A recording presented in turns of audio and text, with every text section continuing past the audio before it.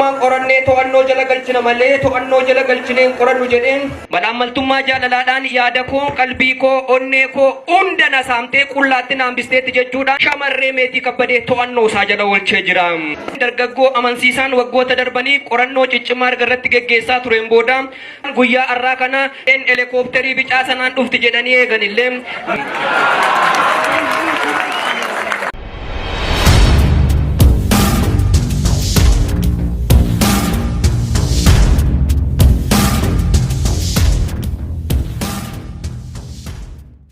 kabajamtoota daawwattoota keenyaa amma sa'aatiin waaree booddee isaa 10 ta'eera. Oduu yeroo kanaaf qabannee dhiyaannee sin dhageessifna. Haaluma mootummaan qorannee to'annoo jala galchina malee to'annoo jala galchineen qorannu jedheen dargaggoo amansiisaan waggoota darbaniif qorannoo ciccimaa erga irratti geggeessaa tureen booda malaamaltummaa jaalalaadhaan yaada koo qalbii koo onnee koo hunda na saamtee qullaatti naambisteetti jechuudhaan guyyaa har'aa kana shamarree meetii kabbadee to'annoo isaa jala oolchee jira. Oduun to'annaa jala ooluu ishee akkuma dhagaameen namoonni baay'een helikoophiterii bicaa sanaan dhufti jedhanii eeganillee meetiin miinzolii fi addooyyeewwan isheetiin marfamtee akka dhuftetu himama. Nama yakka amma kanaa sirratti hojjete akkamittiin kaatenaadhaan otuu harka ishee hin hidhiin fidda jedhamee gaaffii gaafatameen amansiisaan deebii yommuu kennu kaatenaan namtolchee poolisiitu furtuudhaan banaa cabuu danda'a baduu danda'a. Kanaafuu ani kaatenaa uumamaa kan hin cabne kan hin banne jaalalaan laphee ishee hidheen fide jechuudhaan deebii kennee jira. Dhimma kanarratti abbaan arangaa federaalaa gaazexeessitoota biyya keessaa biyya alaatiif gaaffiif deebii kennaniin gidiraan amansiisaa irratti raawwatamaa ture baay'ee waan ta'eef to'annoo jala ooluun ishee olaantummaa jaalalaa mirkaneessuuf ga'ee guddaa qaba jedhan.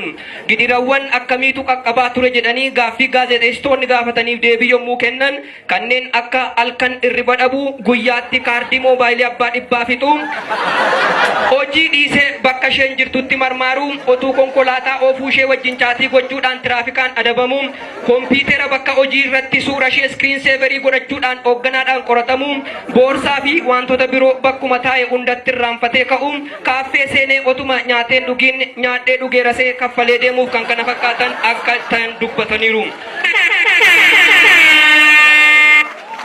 Manni murtii gaa'elaa dhaddacha tokkoffaan yaarii ariifachiisaa guyyaa irraa taa'een badii shamarreen kun qaqqabsiiste guddaa ta'uu ragaadhaan waan mirkanaa'eef adabbiin kun ni barsiisa ni bashannansiisa ni gammachiisa jechuudhaan bakka maatiin gama lamaanii keessummoonni fi hiriyoonni isaanii argamanitti umurii guutuu amansiisaa wajjin akka jiraattu murteessee jira. Maatii ishee keessaa namoonni tokko yaada kennaniin murtoon kenname sirriif yeroo isaa kan eeggate ta'uu himanii namni yakka guddaa amma kana hojjete dhuguma gatiin akkasii isaaf mala jedhaniiru. Guyyaa har'aa kana haala kanaan to'annaa jala kan oolte meetiinis yaada kenniteen egaa erga murtaa'ee maal gochuun danda'a garuu armee qofan ergaa qaba jetteetti ergaa ishees akka armaa gadiitti dhaamatte. Ayyoolee ayyoo yada'ee andeemuuf ka'e bakka ciisa koo gumbii kaawwadhu nyaata irbaata koo dilbii kaawwadhu.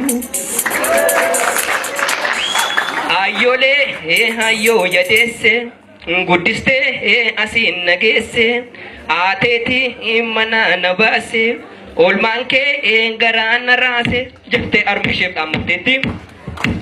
Egaa yaa amansiisaa koo maal ta'e mucaan kuni maaliif hin fuudhu dafee arriif gaafa baasuu malee kanarra maaltu afee jedhee otuun si komadhu waggaa 2 walakkaa kunoo si biratti argeegaa kanarra maalan shakkaa dargaggummaan kees afee ta'uuf jirta abbaa warraa biyya qixa lamaanitti meetii fuute ka'arra. Ijaan agartan kunoo isinoo akka ragaatti firoonni amansiisaa hunduu chaa'oo bulaa nagaatti hoomaa dhiphatinaa fi bula jettanii agabu amansiisaan kana booda waan nyaatee dhuguun dhabu hiriyoonni isaa kaanis jajjabaadhaa yaatiru si'achi boolee deemtanii piizaa nyaachuun hin jiru gaafa yasa yaaddanis manuma deebaa laalaa si'achi amansiisaadhaa fi kitifoof kittii guraagee miti shiroo meetiitu caalaa. Yaa amansiisaaf meetii silaa jireenya namaa waaqatu jalqabsiisa dhugaadhaan wal jaalladhaa maan nama dadhabsiisa. Dhugaadhaan wal jaalladhaa jaalalaan guguddadhaa. Yoo teessanis yoo kaatanis guyyaan wal dhungadhaa. Yoo dhimma qabaattanis jaalalaan wal ajajaa. Vaalentaayinsi deey immoo yeroo hunda kabajaa.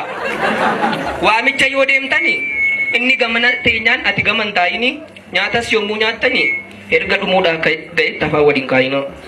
Walii galaa jiraadhaa waanuma xinnoo ishee irratti dubbii guddaan dhaliinaa. Ollaa fi ganda keessaa jettee guurtanii manatti waliin galiina. Gaafa walitti dallantan immoo jedhaa hin deeminaa golaa fi diinqa keessaa dogoggorri yoo jiraate ifumaa walitti himaa ifumaa wal sirreessaa. Ilaamee amansiisaa koo hangam yoo bubbuleeyyuu jaalalli dhuman ga'u akkuma irraa kana booris iskiriin seeveriin bilbila kee suuraa dhuma ishee haa ta'u. Ilaamee yaameetii koo yoo inni manaa ba'e tekistiidhaanis bilbilaadhaanis nagaadhumatti dhaami amansiisa hin jedhiiniiti booris akkuma irraa kana ameekoo jedhi waami. Akka cirracha galaanaa qoraa baay'adhaa jedhe kun eebba faan waaqaati. Gonkumaan dhagayinaa isa jarroo deessitu waa'ee karoora maati.